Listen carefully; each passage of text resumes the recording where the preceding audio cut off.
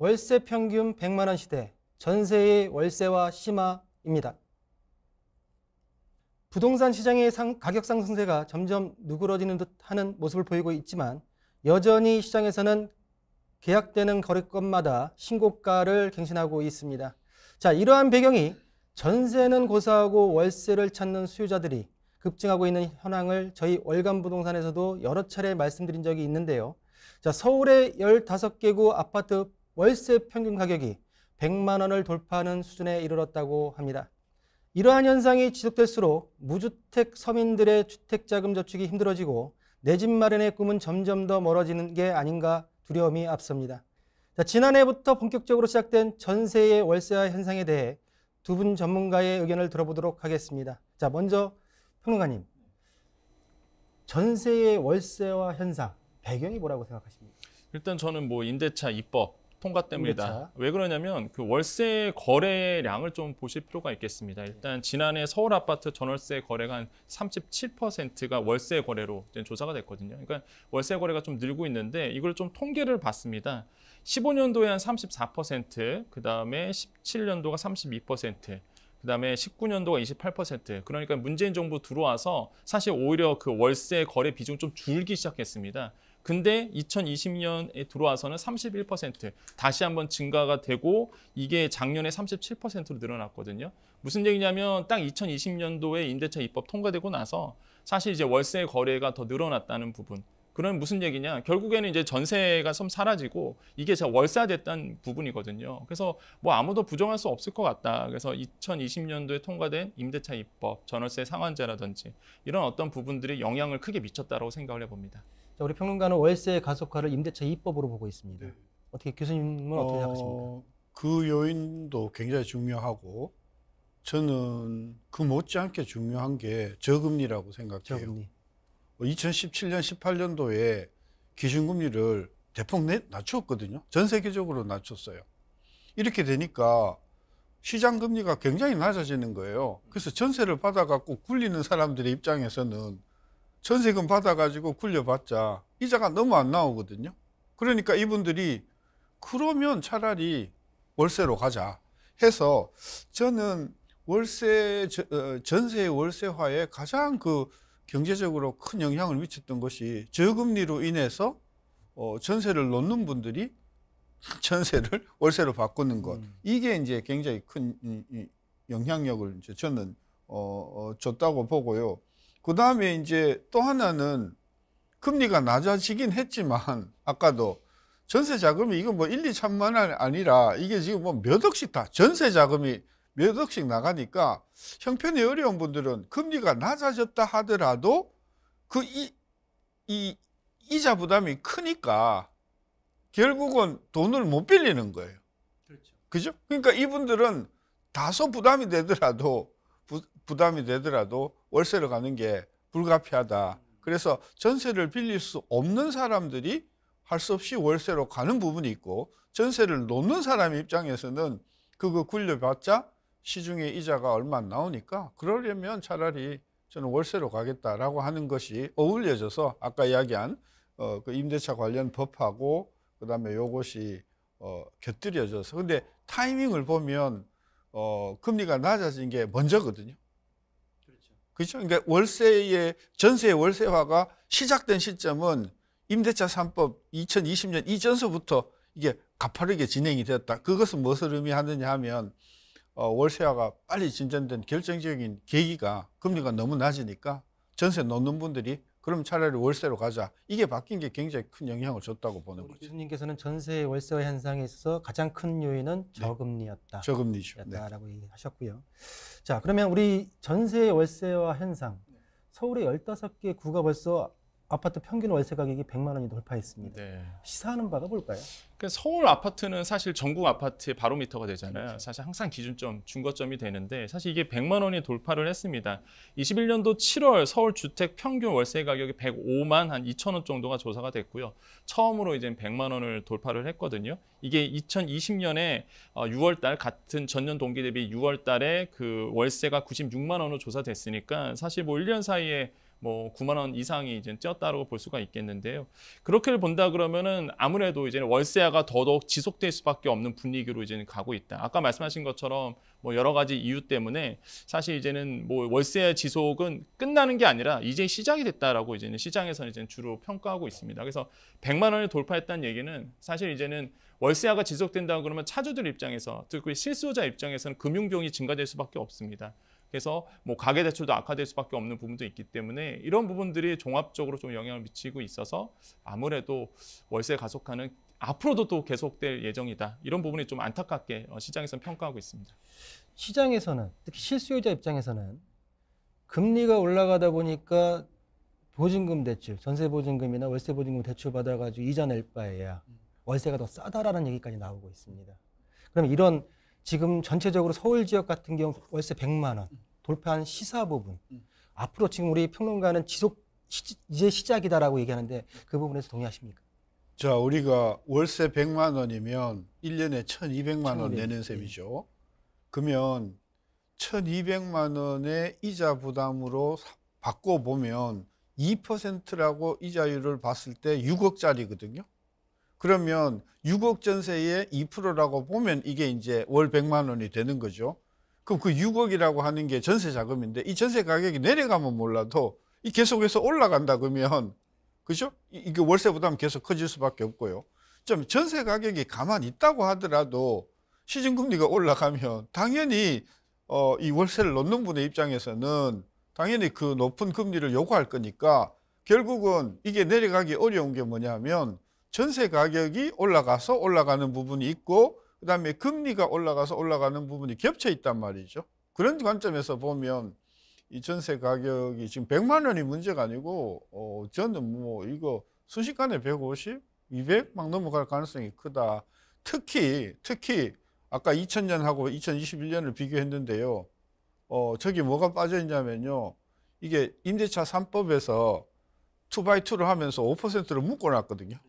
근데 이게 이제 금년이면은 이게 이제 이게 4년이 되면서 풀리는 것들이 많이 나온다고요. 그때 이 그 전세를 놓는 그런 그 임대 주인들은 앞으로 못 올릴 거니까 계속해서 엄청나게 올릴 거란 말이죠. 그래서 금년 내년에는 2x2 법률에 의해서 묶여있던 5% 인상에 묶여있던 분들이 앞으로 못 올리니까, 저는 앞으로 4년 동안은 거의 못 올리니까 아예 올려서 상당히 올려서, 그래서 금년 내년에는 저는 전세나 월세나 가격의 폭등이 우려가 된다. 지금 말씀하시는 거는 지금 계약갱신 그렇죠. 청구에 의한 물건과 그렇죠. 신규 계약에 있어서의 궤리. 그렇죠. 그 그렇죠? 바뀌는 시점에서 작년에 5%로 재작년에 묶여있던 분들이 이제는 내후년에 못 올릴 것까지 미리 땡겨서 올릴 거기 때문에 작년, 재작년에 못 올라갔던 전세 또는 월세 가격이 금년, 내년에 아주 폭발적으로 올라갈 가능성이 크다는. 그럼 전세가가 굉장히 오를 텐데요. 네. 그러면 매매가가 영향을 끼칠 거고. 그렇죠. 그럼 분명히 문제점을 알고 있습니다. 그렇죠. 그러면 교수님 생각하시기에 그 해결 방안은 없을까요? 이런 거예요. 댐으로 물을 막아놨잖아요. 그 막아놓으니까 물이 안 흘러요. 그래서 물이 안 흘린다고 했더니 계속해서 결국은 댐을 터뜨릴 수밖에 없는 상황이 되니까 그때는 그동안에 안 올랐던 것이 한꺼번에 올라가니까 결국은 이 계약갱신 청구권이나 이런 법으로 인상률을 규제한다는 것 자체가 불가능하다. 예, 그러니까 눌러놓을 수는 있지만 이게 풀리는 순간은 폭발적으로 결국은 소비자 입장에서 보면은 이렇게 하나 저렇게 하나 부담은 마찬가지다. 저는 그런 관점에서 답이 뭐냐고 물어보셨는데, 임대차 3법과 같이 시장을 억지로 막 눌러서 규제하는 방법은 절대로 성공하지 못한다. 오히려 그 부담은 훨씬 더 소비자들한테 크다. 그걸 이번 우리 경험에서 뼈아프게 좀 느끼는 것 같아요. 자, 같은 아파트 단지 내에서도 전세가가 이중 가격이 형성되어 있습니다. 계약갱신 청구 물건과 신규 물건의 차이점인데요. 자, 문제점은 알고 있습니다. 우리가 누누이 우리 월간부동산에서 임대차 2법에 대한 문제점을 많이 얘기했는데, 그러면 이렇게 지금 문제점에 있어서 이제 그 문제가 터질 시점까지 왔습니다. 네. 우리 평론가께서 보셨을 때 해결 방안은 정말 없습니까? 저는 이제 교수님 말씀에 공감합니다. 그러니까 임대차 입법 얘기하는 이제 계약갱신 청구권, 전월세 상한제 이거 폐지해야 된다고 보거든요. 폐지. 예, 이거는 사실 정말로 시장을 억눌렀고요. 뭐 부작용 지금 다 나오고 있잖아요. 그때 앞으로의 미래도 교수님께서 너무나 잘 설명해 주셨고 그렇기 때문에 이거는 폐지를 해야 되고 당분간 이제 폐지가 힘들다 그러면 뭐 자주택자에 대한 말 그대로 그 혜택을 베네핏을 좀 임대업자한테 좀 줘야 된다고 봅니다. 왜냐하면 물량이 좀 늘어나야지만 사실 이건 잡히거든요. 그렇게 된다 그러면 이제 임대업자에 대한 베네핏을 줄였던 것을 다시 한번 원상복구하는 것도 하나의 뭐 방법 중에 하나다라고 저는 생각을 해봅니다. 자, 임대차 3법은 폐지하는 게 좋다라고 지금 평론가는 얘기했고요.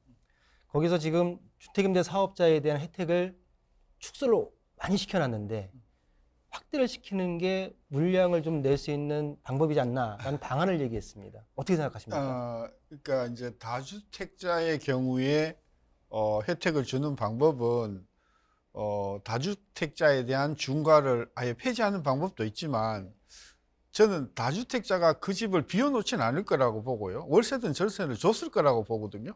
근데 이분들이 이제 시장 요인에 의해서 계속해서 아니 내가 뭐 무슨 떼돈을 벌자는 게 아니고 시장 금리만큼은 벌자는 그런 차원에서 지금 계속 전세값 월세값을 올렸잖아요. 또 그래서 저는 혜택은 저는 방법이 있다고 봅니다. 왜냐하면 다주택자들이 지금 종부세를 굉장히 부담을 많이 내거든요.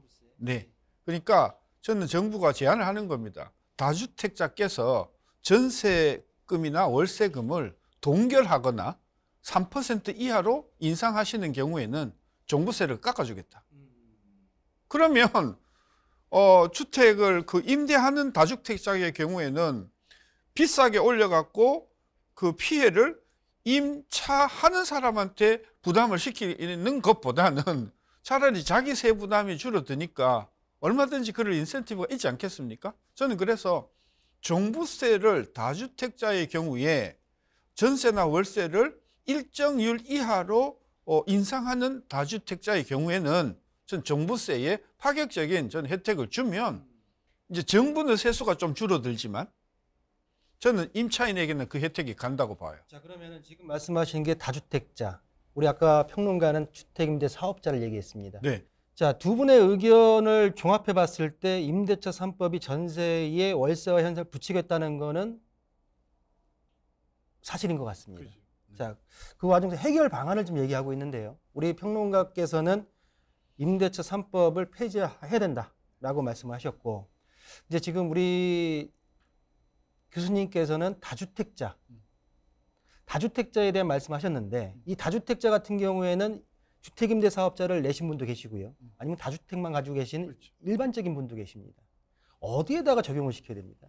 그 3% 현재 지금 주택임대 사업자 같은 경우에는 종부세가 배제되는 물건을 가지고 있는 거거든요. 일단은 주택 그 임대 사업자의 경우에는 그게 법이든 시행령이든 여러 가지로 법적인 절차를 거쳐야 되는 경우가 많을 거라고 그렇죠. 봐서 당장 할 수 있는 적용할 수 있는 것은 그냥 개인 임대 사업자의 경우에는 사실 저도 종부세를 굉장히 많이 냈는데 예.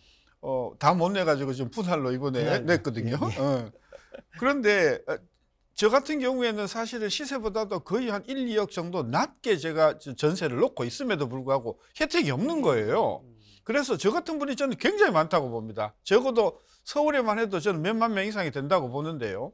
이분들의 경우에 전세나 월세의 상승률을 그 어떤 일정률 이하로 낮추어서 임대 그 계약을 하는 경우에는 종부세에 저는 그에 상응하는 혜택을 주면 저는 그 임대 전월세를 넣는 분이 굳이 그 자기 고객인 그 임차인에게 그 높이 저는 부과할 이유가 없다는 차원에서 국가가 조금 세금 부담을 덜어주잖아요. 그러니까 요점은 이겁니다. 국가가 폭등하는 그런 종부세, 양도소득세 부담을 임차인에게 혜택을 나눠주는 프로세스 아니겠어요? 저는 그래서 먼저 간편하게 할 수 있는 임대인에 대한 다주택 임대인에 대한 어떤 그런 종부세 또는 재산세 혜택을 주고 그리고 이제 그 법을 고쳐서 임대 사업자에 대해서도 상응하게 저는 하면 굳이 우리가 뭐 법 체계를 뒤흔들지 않더라도 임대 그 전월세 가격의 상승을 상당히